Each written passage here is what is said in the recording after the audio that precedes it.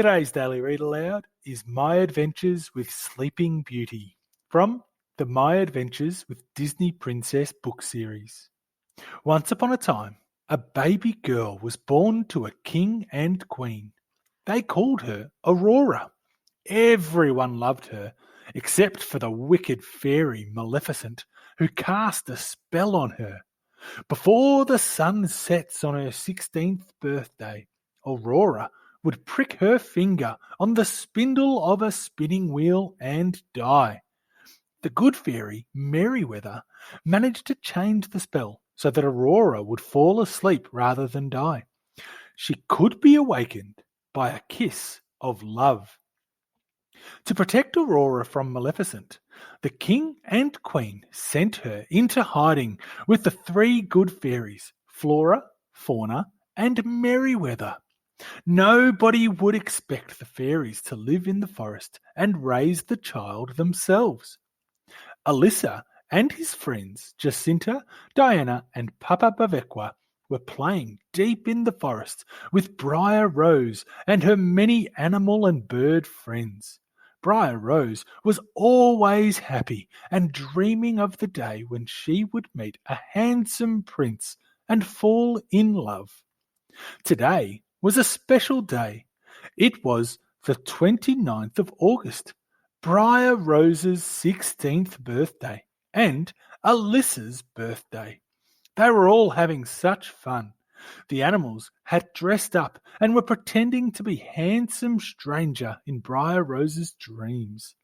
Suddenly, a handsome stranger did come along, and he joined Briar Rose in a beautiful song. It seemed to Alyssa that they were falling in love as they danced and sang. Briar Rose invited the young man to the cottage for dinner that evening. Soon it was time to go, and she and her friends went back to the cottage to tell the fairies.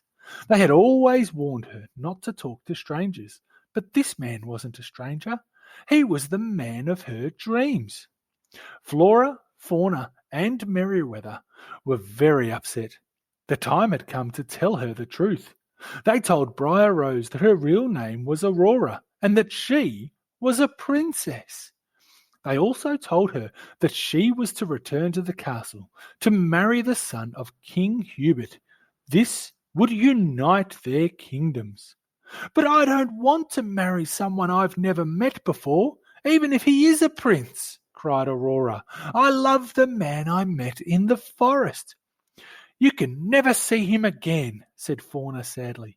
"Tonight we must return to the castle to meet your father, King Stefan." Jacinta, Diana, and Papa Bavequa had to go home, but Alyssa was allowed to go with Aurora and the fairies. "I'm so glad you're with me, Alyssa," Aurora said, as they walked through the forest. "It's exciting being a princess, but I don't want to marry King Hubert's son. I've never even met him." "Perhaps he's very nice," said Alyssa, "and it will be fun living in a castle." Afraid of being discovered by Maleficent before sundown, the fairies smuggled Aurora into the castle. She sat in her new bedroom, thinking about the handsome stranger she'd met in the forest. He would go to the cottage and find no one there. Then she thought about how wonderful it was to have a mother and father. They had lived without her for all these years, so that she would be safe from Maleficent. A strange green light appeared in her room.